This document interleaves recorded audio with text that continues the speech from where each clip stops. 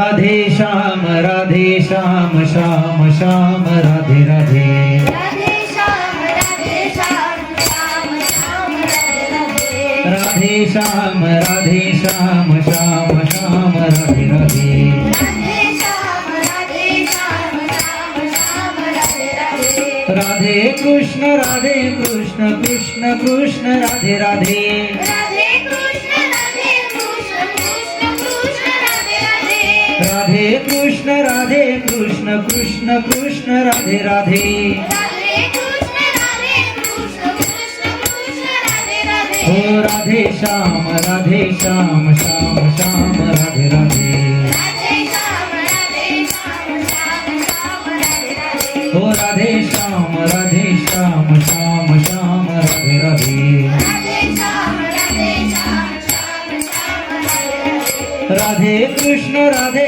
कृष्ण कृष्ण कृष्ण राधे राधे राधे कृष्ण कृष्ण कृष्ण राधे राधे हो राधे कृष्ण कृष्ण कृष्ण राधे राधे राधे कृष्ण कृष्ण कृष्ण राधे हो राधे राधे श्याम श्याम श्याम राधे राधे राधे श्याम श्याम श्याम राधे राधे हो राधे श्याम श्याम राधे श्याम राधे राधे राधे श्याम श्याम श्याम राधे राधे हो राधे श्याम श्याम राधे श्याम राधे राधे राधे श्याम श्याम श्याम राधे हो राधे राधे श्याम श्याम राधे राधे राधे श्याम श्याम राधे राधे गोपाल कृष्ण भगवान गोपाल कृष्ण भगवान की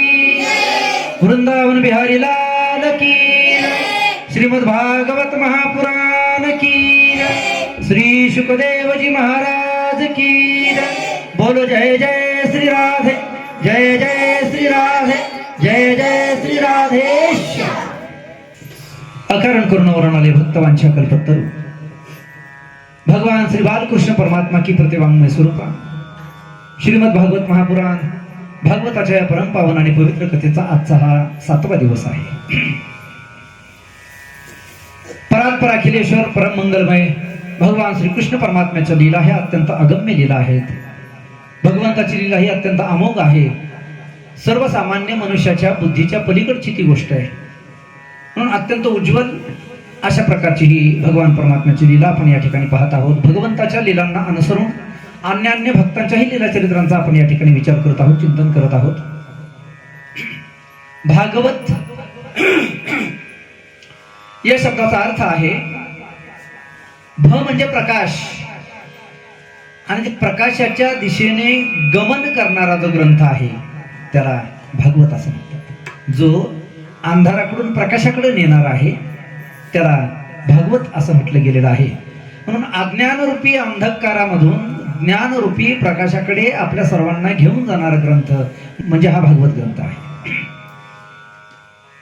2 तटांच्या मधून आपली ही कथागंगा अखंड अव्याहत प्रवाहित आहे. जसं नदीला 2 किनारे असतात तसं या कथारूपी गंगेला सुद्धा 2 किनारे आहेत. एक किनारा आहे तो भगवत चरित्राचा किनारा आहे आणि दुसरा जो तट आहे तो भगवत भक्तांच्या चरित्राचा तट आहे. म्हणजे या 2 तटांच्या मधून आपली ही कथागंगा प्रवाहित आहे आणि आपण परमभाग्यवान माणसं आहोत की आपल्याला या कथारूपी गंगेमध्ये स्नान करण्याचा प्रसंग प्राप्त झालेला आहे आणि भगवान परमात्म्याने तो प्रसंग आपल्या सर्वांना प्राप्त करून दिला. आपल्या सर्वांचं भाग्य असं विशेषतम आहे की या होणाऱ्या कथेमध्ये आपण सर्वजण साक्षीदार होणार होतो आणि म्हणून आपण आतापर्यंत जिवंत आहोत. हे आपल्या सर्वांचं भाग्य आहे.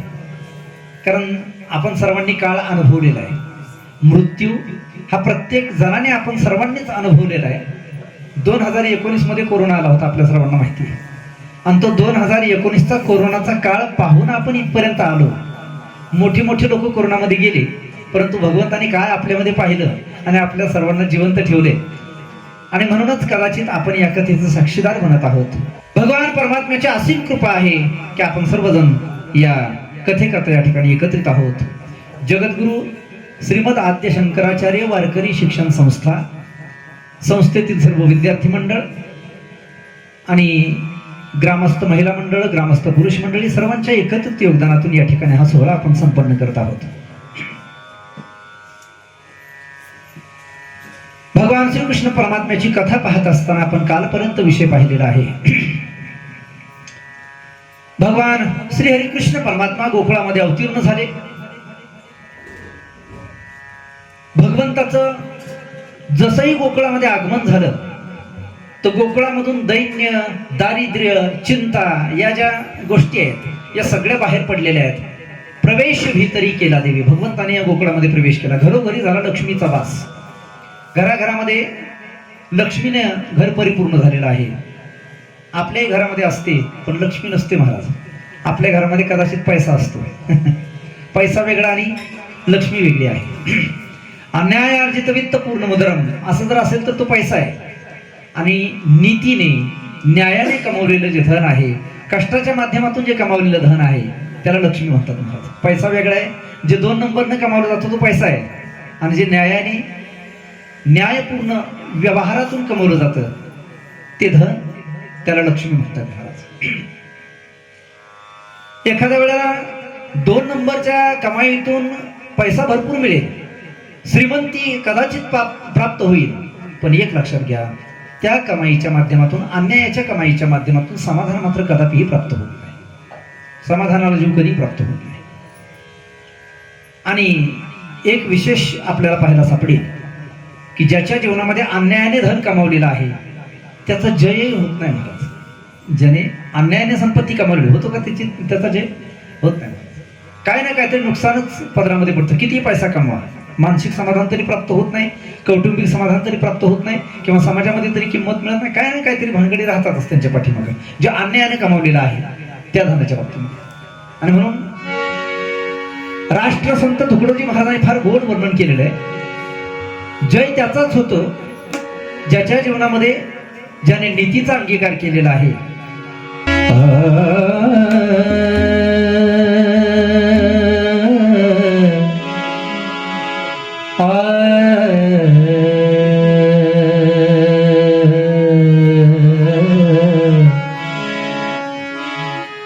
जीत उसी की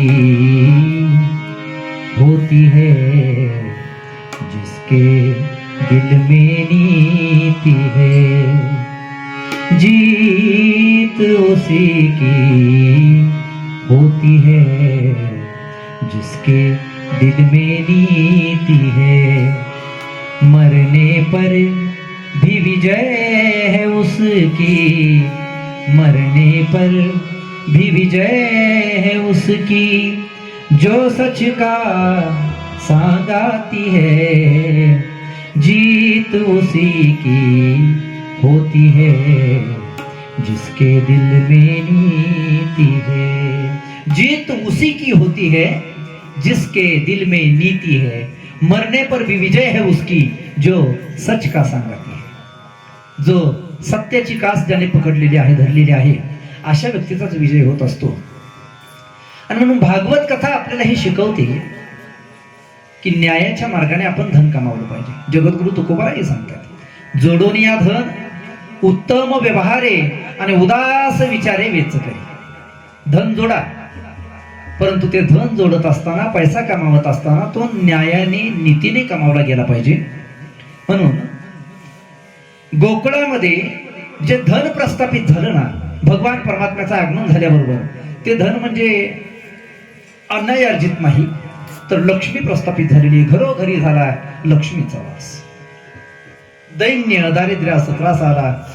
भगवंत घरामध्ये आला, गावामध्ये आला आणि दारिद्र्यच पळून गेलं. गावाचं दारिद्र्य कधी पळून जातं? ज्या वेळेला गावामध्ये भगवान परमात्म्याची प्रतिष्ठापना होते. भगवंत गावामध्ये आले म्हणजे दारिद्र्य पळून जातं. आणि भगवंत का गाव सोडून निघून गेले की मग दारिद्र्य पटकन येऊन प्रवेश करते. म्हणून गोकुळामध्ये जसं भगवंताचं आगमन झालं, दैन्य, दारिद्र्य, चिंता ही पळून गेलेली आहे. आणि गोकुळामध्ये घरोघरी लक्ष्मीचा वास झालेला आहे. घरोघरी ज्ञानाची प्रतिष्ठा झालेली आहे. सर्व लोक कोणत्याही प्रकारचे सायास न करताना ज्ञानाला प्राप्त झालेले आहेत, सर्वांना ज्ञान प्राप्त झालेलं आहे. भगवान श्री हरिकृष्ण परमात्मा बऱ्याच प्रकारच्या लीला गोकुळामध्ये करतात. त्यातल्या बऱ्याचशा लीला आपण कालच्या सत्रामध्ये पाहिलेल्या आहेत. भगवंताची मुख्य लीला आहे चौर्य कर्म लीला. भगवंताने गोकुळामध्ये चोरी केली. चोरी करतात तर ती नवनीताची चोरी करतात, लोण्याची चोरी करत आहेत. लोणी नवनीत म्हणजे सर्वसामान्य नाही, संत हृदय नवनीत समाना. संतांचं हृदय हेच नवनीत आहे, म्हणून भगवंताने नवनीताची चोरी केली. याचा अर्थ सज्जनांच्या चित्ताची भगवान परमात्मा चोरी करतात.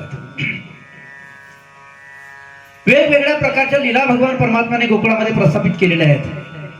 आणि काल आपण पाहिलं एक शेवटची लीला भगवान परमात्म्याने गोकुळामध्ये केली. ती शेवटची लीला म्हणजे रासलीला आहे. रासलीला संपन्न करत असताना बऱ्याचशा गोपिका त्या ठिकाणी उपस्थित झालेल्या आहेत. भगवंताने सगळ्यांच्याकडे पाहिलं. लक्ष द्या, प्रत्येक गोपिकेच्या अंतःकरणामध्ये अशी भावना होती की तो भगवंत माझ्याजवळ असायला पाहिजे, तो माझ्याजवळ असायला पाहिजे. ही भक्तीची पराकाष्ठेची अवस्था आहे, पराकोटीची अवस्था आहे. तो भगवंत माझ्याच जवळ पाहिजे अशी प्रत्येक गोपिकेच्या अंतःकरणामध्ये इच्छा. भगवंताने सगळ्यांच्या अंतःकरणामधली इच्छा जाणली आणि जेवढ्या गोपी होत्या तेवढी रूपं भगवान परमात्म्याने धारण केलेली आहेत आणि प्रत्येक गोपीच्या हाताला भगवान परमात्म्याने धरलेला आहे. एकनाथ महाराज गवळणीमधून वर्णन करतायत, एक एक गोपी एक एक गोपाळ मिळवून रचिले रासमंडळ. सुंदर अशा रासमंडळाची रचना केलेली आहे आणि सुंदर अशा प्रकारचं रासलीला त्या ठिकाणी संपन्न होत आहे, संपन्न करतायत. त्या रासलीलेचं वैभव, रासलीलेची शोभा एवढी दैदिप्यमान आहे की स्वर्गातले देवता जे आहेत त्या स्वर्गातल्या देवतांना आता पश्चाताप व्हायला लागला. अरे त्यावेळेला भगवंताने आपल्याला म्हटलं होतं की माझ्याबरोबर अवतार घेण्याकरता चला, पण आपण त्यावेळेला नकार दिला आणि आता काय आनंद म्हणे हा रासलीलेचा. हा हा हा अत्यंत प्रगल्भ अशा प्रकारचा आनंद त्या रासलीलेच्या माध्यमातून गोपाळ गोपिकांना प्राप्त होत आहे. एक विशेषता आहे महाराज, या रासलीलेमध्ये फक्त स्त्रियांनाच प्रवेश आहे. कोणाला? फक्त स्त्रियांना प्रवेश आहे. पुरुष फक्त एकच आहे त्याच्यामध्ये, तोही भगवान श्रीकृष्ण परमात्मा. बाकी सगळा स्त्रियांना प्रवेश आहे. भगवान श्रीकृष्ण परमात्मा मोबाईल कोण लावलं अर्जा? भगवान श्री शिव परमात्म्याने विचार केला आपणही या रासलीलेमध्ये प्रवेश करावा आणि म्हणून भगवान शिव परमात्मा आलेले खाली मृत्यू लोकांमध्ये. लक्ष देऊ नका. आणि रासलीलेमध्ये प्रवेश करत असताना द्वारपाल होते, त्या द्वारपालांनी अडवलं भगवान शिवाला आणि अडवून भगवंताला ते म्हणतात की परमात्मन तुम्हाला रासलीलेमध्ये भाग घेता येणार नाही का? कारण रासलीलेमध्ये पुरुष फक्त एकच आहे, कृष्ण परमात्मा, आणि तुम्ही पुरुष आहात, इथे फक्त स्त्रियांना प्रवेश आहे, तुम्हाला इथे येता येणार नाही. भगवान शिव परमात्मा नाराज झालेले आहेत, निघाले तिथून. पण रासलीलेमध्ये भाग घेण्याची मात्र आवड फार मोठी आहे. मला येणं केनं प्रकारे मला रासलीलेमध्ये प्रवेश मिळवायचाच.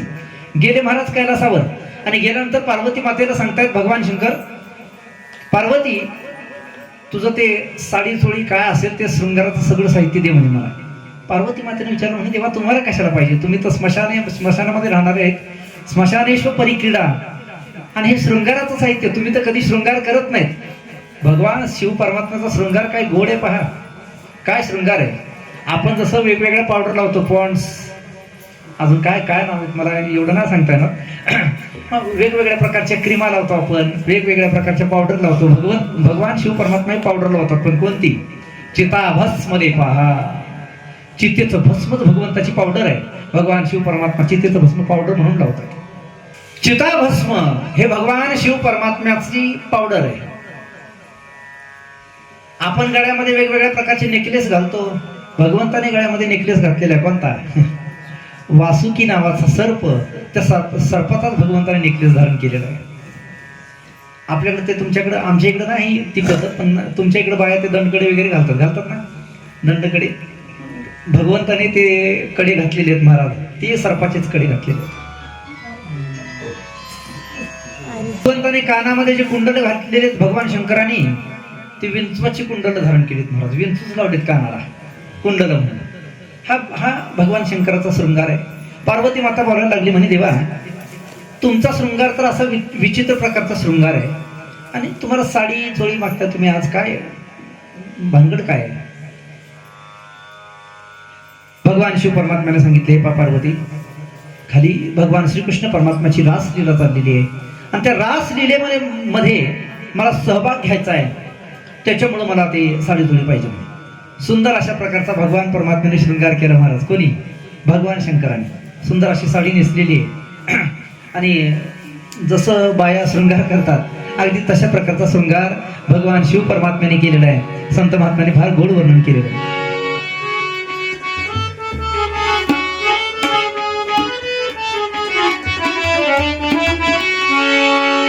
एक बार भोले भंडारी, एक बार भोले भंडारी, बनकर ब्रिज किनारी वृंदावन आ गए, वृंदावन आ गए. एक बार भोले भंडारी, बनकर ब्रिज किनारी वृंदावन आ गए, वृंदावन आ गए. पार्वती ने मना किया पर ना माने त्रिपुरारी, वृंदावन आ गए, वृंदावन आ गए. एक बार भोले भंडारी, बनकर ब्रिज किनारी वृंदावन आ गए, वृंदावन आ गए, वृंदावन आ गए, वृंदावन आ गए. एक बार भोले भंडारी, बनकर ब्रिज की नारी वृंदावन आ गए. वृंदावनामध्ये भगवान परमात्मा आले महाराज आणि काय बनलेले आहेत? ब्रिज की नारी, बाईचं रूप धारण केलेलं आहे. आणि महाराज रासलीलेमध्ये भगवान शिव परमात्म्याने प्रवेश मिळवला, गेले आतमध्ये आणि नाचायला लागलेले आहेत भगवान श्रीकृष्ण परमात्म्याच्या सोबत. नाचता नाचता नाचता नाचता डोक्यावरचा पदर खाली आला महाराज, डोईचा पदर आला खांद्यावर, डोक्यावरचा पदर खाली आला आणि पितळून उघडं पडलं महाराज. पदर खाली आला आणि जटाभार दिसायला लागला. पुन्हा त्यांना बाहेर काढलं, म्हणजे भोलेनाथजी चलो बाहेर. त्या रासलीलेमधून त्यांना बाहेर काढलेलं आहे. आजही वृंदावनामध्ये गोपेश्वर भगवंताचं मंदिर आहे, त्याला आशेश्वर असंही म्हणतात. आजही भगवान परमात्म्याला शरद पौर्णिमेच्या दिवशी गोपवेश, त्या शिवलिंगच आहे पण त्या शिवलिंगाला साडी नेसवली जाते. आजही वृंदावनामध्ये ते आपल्याला पाहायला मिळेल. आता जूनमध्ये पण आपल्याला जायचंच वृंदावनामध्ये. मग आता पण काय म्हणतात त्याला, काशी अयोध्या आपली झाली लक्ष्मणराव, परंतु आता जून महिन्यामध्ये किंवा त्याच्या आधी किंवा नंतर वृंदावन, गोकुळ, मथुरा, वृंदावन वगैरे या ठिकाणची ट्रिप आपल्याला काढायची आहे. वृंदावनामध्ये आजही आपल्याला ते मंदिर पाहायला सापडतं. भगवंताची ही गोकुळामधली शेवटची लीला आहे. भगवान परमात्म्याने रासलीला संपन्न केली आणि त्या रासलीलेचं महात्म्य एवढं आगाध आहे. प्रत्येक गोपिकेच्या जेवढ्या गोपिका होत्या तेवढी रूपं भगवान परमात्म्याने घेतलेली आहेत. त्याच्यामुळं प्रत्येक गोपिकेच्या अंतःकरणामध्ये एक सूक्ष्म अशा प्रकारचा अहंकार निर्माण झालेला आहे की आज भगवंत माझ्याच सोबत आहे, दुसऱ्या कोणासोबत नाही. आज परमात्मा माझ्या सोबत आहे. अहंकार निर्माण झाला आणि गंमत अशी आहे, थोडा जरी अहंकार झाला भक्ताच्या अंतःकरणामध्ये तर भगवंताला त्याचा भार मेरू पर्वतासारखा होतो, तो सहन होत नाही महाराज. भगवंताला तो अहंकार सहन झाला नाही आणि एका क्षणामध्ये भगवंत तिथून गुप्त झालेले आहेत. भगवान कृष्ण परमात्मा गुप्त झालेले आहेत. गोपिका पाहताय तिकडं आता कुठेही परमात्मा दिसत नाहीत आणि मग अंतःकरणामध्ये निर्माण झालेल्या अहंकाराचा त्यांना तिटकार आलेला आहे, तिरस्कार आलेला आहे आणि भगवान परमात्म्याला त्या हाक मारत आहेत की परमात्मन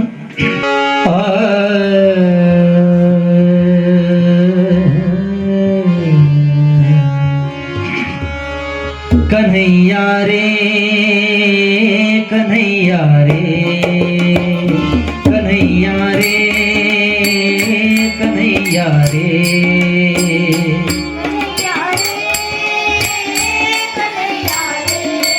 हरि बोल.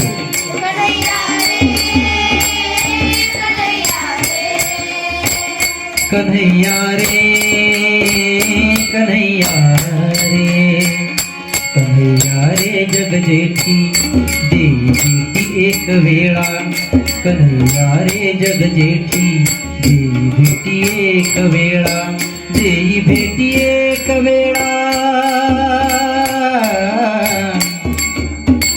देई भेटी एक वेळा देई भेटी एक वेळा कन्हैया रे कन्हैया रे कन्हैया रे कन्हैया रे कन्हैया रे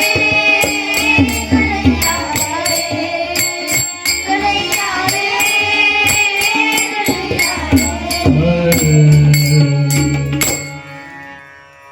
काय मोकलीले वनी सावजानी वेढिले एथवरी होता संगंगे अंग लपविले तुका म्हणे पाहिले मागे एवढ्या वेगे अंतरला तुका म्हणे पाहिले मागे तुका म्हणे पाहिले मागे एवढ्या वेगे अंतरला कन्हैया रे कन्हैया रे गोपिका भगवंताला आवाज देत आहेत पण भगवान परमात्मा लुप्त झालेले आहेत गायब झालेले आहेत शेवटी गोपिकांच्या अंतःकरणामधला भाव जाणला परमात्म्याने आणि पुन्हा प्रगट झालेले आहेत पुन्हा सुंदर अशा प्रकारची रासलीला भगवान परमात्म्याने रचलेली आहे ही भगवंताची शेवटची लीला आहे इकडे मथुरेमध्ये कंसाने दरबार भरवलेला आहे आणि त्या दरबारामध्ये बलाढ्य अशा प्रकारचे दैत्य उपस्थित आहेत सिंहासनावर कंस विराजमान झालेला आहे आणि कंसाने सगळ्या सभेला उद्देशून बोलायला सुरुवात केली म्हणे हे पहा सर्व सभाजन हो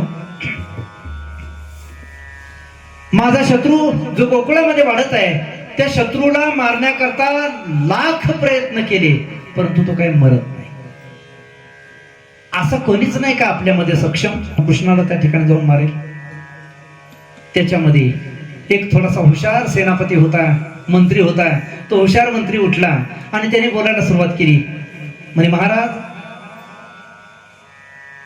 मला असं वाटतंय की आपला एक एक दैत्य गोकुळामध्ये जातो कृष्णाला मारण्याकरता परंतु तिथे गेल्यानंतर मात्र कृष्णच त्याला मारतायत असं का होतं याचं मी कारण शोधलेलं आहे याचं कारण आहे स्थान महात्म्य कृष्ण त्याच्या स्थानामध्ये गोकुळामध्ये आहे आणि आपला माणूस स्थान भ्रष्ट होऊन इथून गोकुळाला जातो आणि म्हणून तिथे गेल्यानंतर कृष्ण परमात्मा त्याला मारतो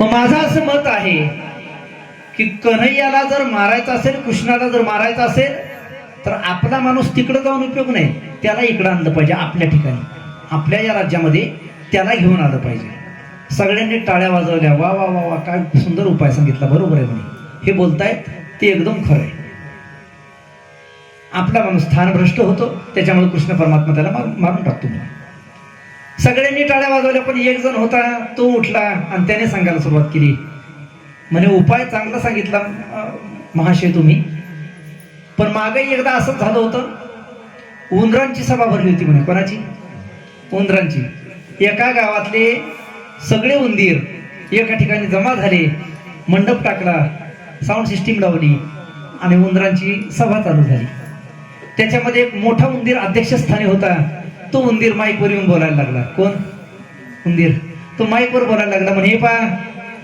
इथं जमलेल्या माझ्या सगळ्या उंदीर बांधवांनो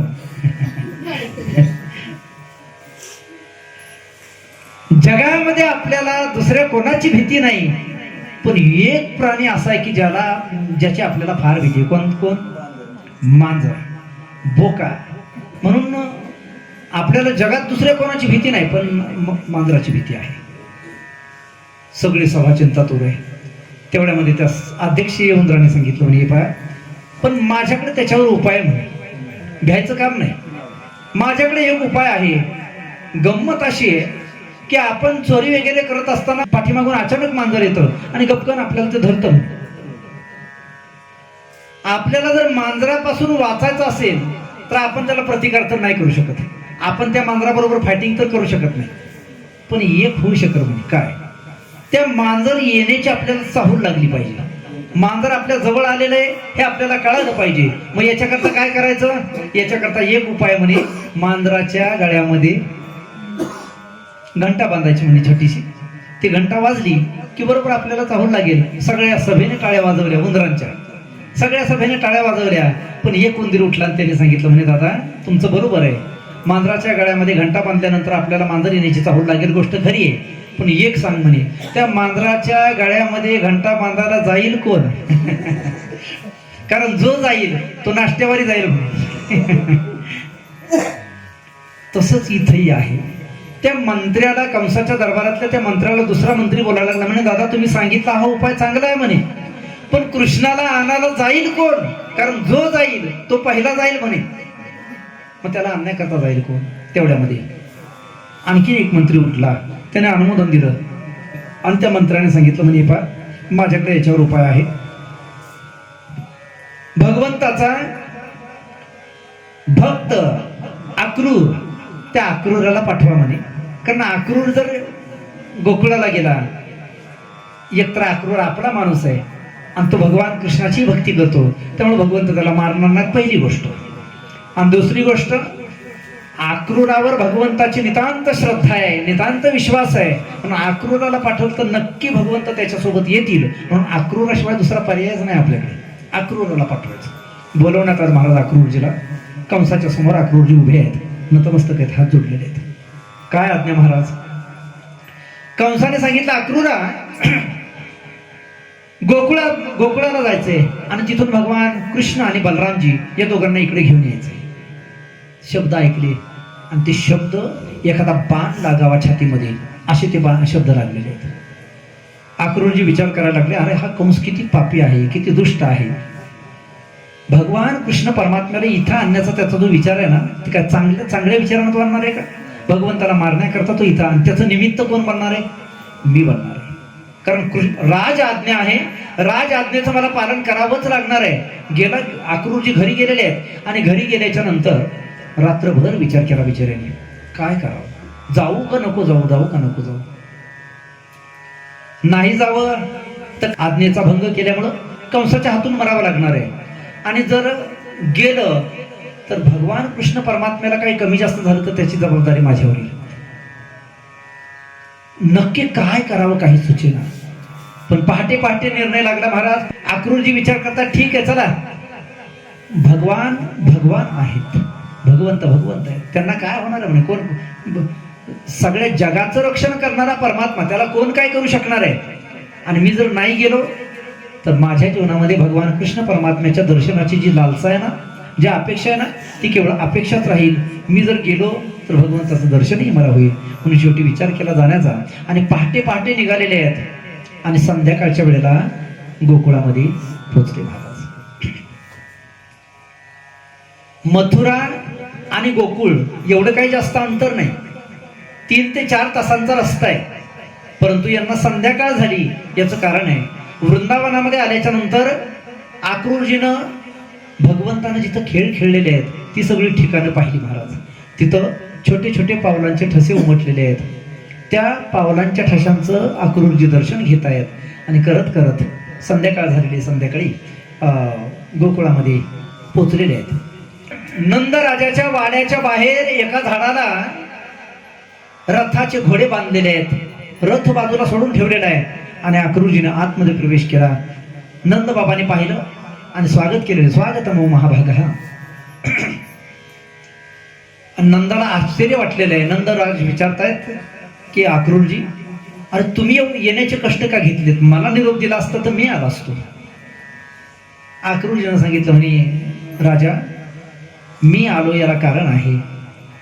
मी राजदूत म्हणून या ठिकाणी आलेलो आहे. कंसाचा मी राजदूत आहे आणि संदेश घेऊन एक काम करण्याकरता या ठिकाणी आलेलो आहे. ते काम म्हणजे भगवान कृष्ण आणि बलरामजी यांना मी घेऊन जाण्याकरता आलेलो आहे. शब्द ऐकले महाराज आणि नंद बाबा हे स्तब्ध झालेले आहेत. तोंडातून शब्द निघत नाही. यशोदा मैया आली, हातामध्ये पाण्याचा तांब्या आहे. अक्रूरजीला पाणी देण्याकरता आलेली आहे. पाहते तो दोघंही शांत बसलेले आहेत. कोणी कोणाच्या तोंडातून एक शब्दही निघत नाही. तिने विचारलं, काय झालं, शांत का आहात, गप्प का बसलेले आहेत? त्यावेळेला नंद बाबाने सांगितलं म्हणे, यशोदे, अक्रूरजी कृष्णाला आणि बलरामजीला घेऊन जाण्याकरता आलेले आहेत. ते ज्या वेळेला यशोदा मैयाने ते ऐकलं, हातातला तांब्या तिच्या खाली पडलेला आहे आणि तीही स्तब्ध झालेली आहे. तिच्याही तोंडातून एक शब्द निघत नाही. सर्व गोकुळावर आज एक शोक कळा पसरली. महाराज, गोकुळवासी लोकही आज उद्विग्न मन आहेत. सर्वांना वेगवेगळ्या प्रकारचे अपशकुन होत आहेत आणि गोकुळातले सगळे गोप गोपिका विचार करतात की आज काय झालंय, आज करमेनाच. सगळेजण मिळून दुसऱ्या दिवशी नंदाच्या वाड्याकडे आलेले आहेत. पाहतायत तर बाहेर रथ सोडलेला आहे, रथाचे घोडे बांधलेले आहेत, दरवाजामध्ये अक्रूर उभा आहे. गोप गोपिकांनी ते पाहिलं आणि पाहिल्याबरोबर त्या गोपिकांना आशंका आलेली आहे, काहीतरी वाईट घडणार आहे. मिळवून अवघ्या गवळणी येते नंदाच्या अंगणी. या नंदाच्या अंगणी मिळाल्या गवळणी. तेवढ्यामध्ये यशोदा मैया बाहेर आलेली आहे आणि यशोदा मैयाला जसंही पाहिलं गोपिकांनी, सगळ्या गोपिका धावत गेलेल्या आहेत. यशोदा मैयाला गाडा घातला त्यांनी आणि यशोदा मैयाला त्या विचारतायत, मैया, हा अक्रूर इथं काय, का आलाय तो? इथं आम्हाला रथ दिसायला लागलेला आहे, कन्हैया आणि बलदावजी कुठं दिसत नाहीत. त्यावेळेला यशोदा मैयाने सांगितलं, बोले नंदाची पट्टराणी, सद्गदित होनी. बोले नंदाची पट्टराणी, सद्गदित होनी. मथुरेसी चक्रपाणी,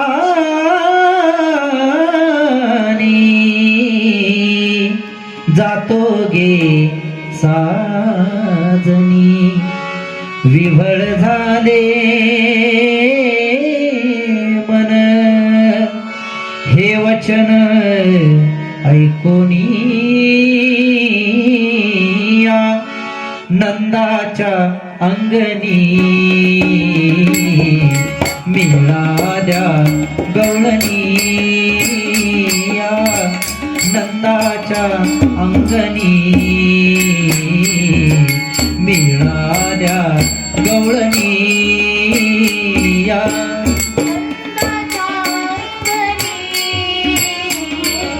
सर्वांनी बोला, नंदाच्या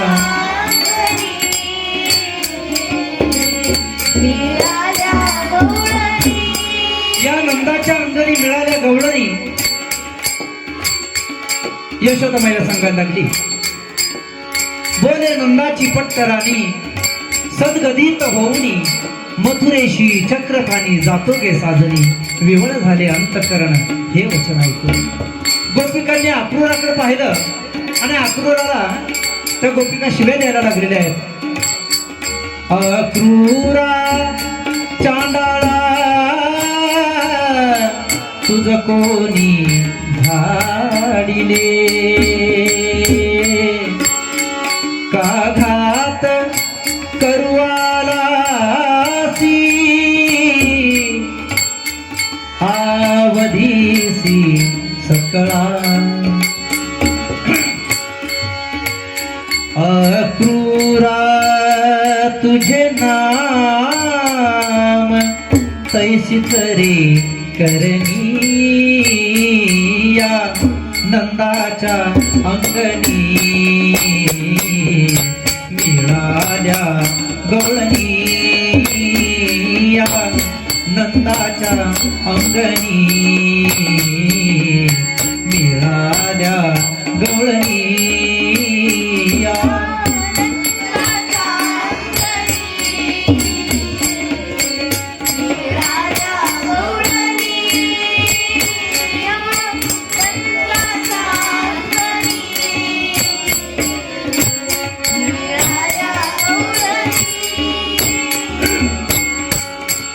भगवान श्री कृष्ण परमात्मा राजवाड्यातून बाहेर आलेले आहेत आणि बाहेर येऊन भगवंताने आकृजीकडे पाहिलं. आकृजीच्या हातामध्ये आपला हात दिलेला आहे आणि रथावर भगवान श्रीकृष्ण परमात्मा जसे आरूढ झाले महाराज. रथावर भगवंत गेल्याच्या बरोबर रथी चढले वनमाळी आकांत गोकुळी भूमी पडिल्या वज्रबाळी त्या कोणी सांभाळी नयनीच्या उदकाने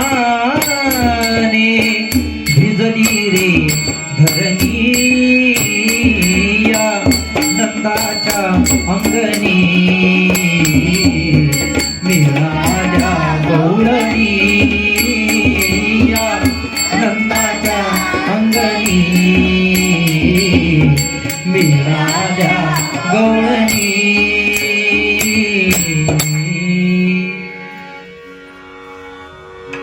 रथी चढले वनमाळी आकांत गोकुळी भूमी पडल्या व्रजबाळी कोण त्या सांभाळी नैनीच्या उदकाने भिजली रे धरणी नंदाच्या अंगणी मिळाले.